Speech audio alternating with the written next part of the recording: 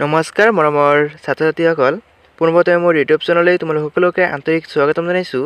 আজি মই ক্লাছ 6ৰ অসমীয়াৰ পাৰ্ট 10 মহীয়সী হেলেন কেলাৰ এই চেপ্টাৰটোৰ প্ৰত্যেকটো ক্ৰিয়াকলাপৰ কুৱেশ্যন আনসাৰ আলোচনা কৰিম।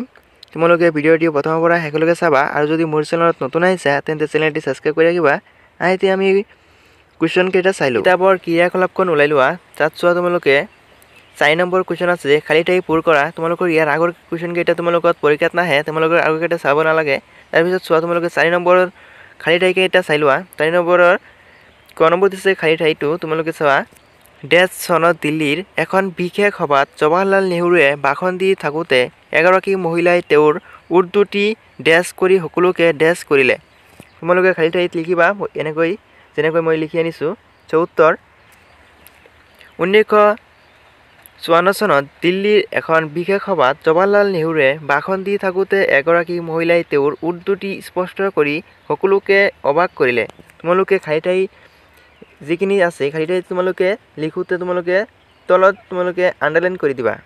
তাৰপিছত খ নম্বৰ ডেছ চনত মাৰ্কিন যুক্তৰাষ্ট্ৰৰ এক ডেছ পৰিয়ালত জন্ম হোৱা হেলেন কেলাৰে 1.5 বছৰ বয়সত ডেছ ৰোগৰ আক্ৰান্ত হৈছিল। চোৱা ইয়াত ডেছ তিনিটা আছে, তোমালোকে যেনেকৈ লিখিছোঁ তেনেকৈ লিখিবা। উত্তৰ 1880 চনত মাৰ্কিন যুক্তৰাষ্ট্ৰৰ এক মধ্যবিত্ত পৰিয়ালৰ জন্ম হোৱা হেলেন কেলাৰৰ 1.5 বছৰ বয়সত মেনিনজাইটিছ ৰোগৰ আক্ৰান্ত হৈছিল। তোমালোকে খালি ঠাইখিনি আগতে মই কৈছোঁ তোমালোকে আণ্ডাৰলাইন কৰি দিবা লিখোঁতে। চোৱা নিস্বাৰ্থ আৰু পবিত্ৰ প্ৰেমেৰে ডেছসকলৰ কল্যাণৰ কাৰণে কাম কৰা হেলেন কেলাৰৰ মৃত্যু হয় ডেছ চনত। ইয়াত মৃত্যু চনটো তোমালোকে লিখিবা আৰু ইয়াত দিছে প্ৰেমৰ, ইয়াত ডেছ দিছে প্ৰেমেৰ পিছত। ইয়াৰ উত্তৰ এইদৰে লিখিবা। নিস্বাৰ্থ আৰু পবিত্ৰ প্ৰেমেৰে অন্য লোকসকলৰ কল্যাণৰ কাৰণে কাম কৰা হেলেন কেলাৰৰ মৃত্যু হয় 1968 চনত। ইয়াৰ পিছত চোৱা নম্বৰ ডেছ ভালকৈ উপলব্ধি কৰিছিল যে বিশেষ প্ৰয়োজন সম্পন্ন ব্যক্তিসকলৰ বাবে ধন ভিতৰতকৈ মৰম ডেছ আৰু ডেছ বেছি প্ৰয়োজন। চোৱা ইয়াৰ উত্তৰ এইদৰে লিখিবা। গ্ৰাহাম বেলে ভালকৈ উপলব্ধি কৰিছিল যে বিশেষ প্ৰয়োজন সম্পন্ন ব্যক্তিসকলৰ বাবে ধন ভিতৰতকৈ মৰম চেনেহ আৰু আত্মবিশ্বাসে বেছি প্ৰয়োজন। তোমালোকে খালী ঠাইখিনি মই ইয়াত কালাৰটো ৰঙা কালাৰৰ দিছোঁ, তোমালোকে কালাৰখিনি তোমালোকে মিলাই কিনে চাই ল'বা। তাৰপিছত চোৱা 5 নম্বৰ। এতিয়া আমি চাম 5 নম্বৰ দিছে মহীয়সী নাৰীগৰাকীৰ জীৱন বৃত্তান্ত তোমাৰ কথাৰে লিখা। মহীয়সী নাৰীগৰাকীৰ জীৱন বৃত্তান্ত তোমাৰ কথাষাৰ বুজাই লিখিবা। চোৱা এনেদৰে লিখিবা। উত্তৰ মাৰ্কিন যুক্তৰাষ্ট্ৰৰ এক মধ্যবিত্ত পৰিয়ালৰ প্ৰথম সন্তান আছিল হেলেন কেলাৰ। 1880 চনত জন্মগ্ৰহণ কৰা হেলেন কেলাৰৰ 1.5 বছৰ বয়সত মেনিনজাইটিছ ৰোগৰ আক্ৰান্ত হৈছিল।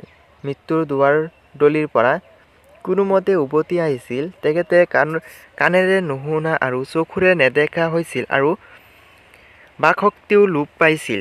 অন্ধ আৰু মুখ বধিৰ হোৱা বাবে পৃথিৱীৰ হাঁহি কান্দোন ৰূপ সৌন্দৰ্যৰ লগত হেলেন কেলাৰৰ সম্পৰ্ক সাধন কৰিব নোৱাৰিও হতাশাত ভুগিছিল। সশব্দেও হাঁহি আৰু অস্বাভাৱিক অংগভংগী কৰি তেখেতে মনৰ ভাৱ ব্যক্ত কৰিবলৈ চেষ্টা কৰিছিল। সন্তানৰ এনে বিষাদপূৰ্ণ অৱস্থা দেখি মাক দেউতাকৰ মন ভাঙি পৰিছিল। গ্ৰাহাম বেলে হেলেন কেলাৰৰ শাৰীৰিক সমস্যাৰ কথা মন দি শুনিলে তেখেতৰ ভালকৈ উপলব্ধি কৰিছিল যে বিশেষভাৱে সক্ষম ব্যক্তিসকলৰ বাবে ধন ভিতৰতকৈ মৰম চেনেহ আৰু আত্মবিশ্বাস বেছি প্ৰয়োজন। তেখেতে হেলেন কেলাৰৰ এনি চুলিভান নামৰ শিক্ষয়িত্ৰী এগৰাকীৰ ওচৰলৈ লৈ গ'ল। চুলিভান অত্যন্ত আত্মবিশ্বাসী, সাহসী আৰু মৰমীয়াল আছিল।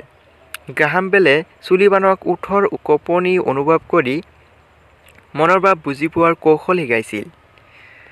এইখিনি লিখিবা। তাৰপিছত চোৱা 6 নম্বৰ দিছে তলৰ আলোচনা কৰি উত্তৰ লিখা। তলৰখিনি আলোচনা কৰি উত্তৰখিনি লিখিবা। চোৱা চুলিভানে গ্ৰাহাম বেলৰ পৰা শিকা কৌশলটো অতি মৰমেৰে হেলেন কেলাৰকো শিকাই দিলে। ক নম্বৰ চুলিভান বুলি ইয়াত কাৰ কথা কোৱা হৈছে?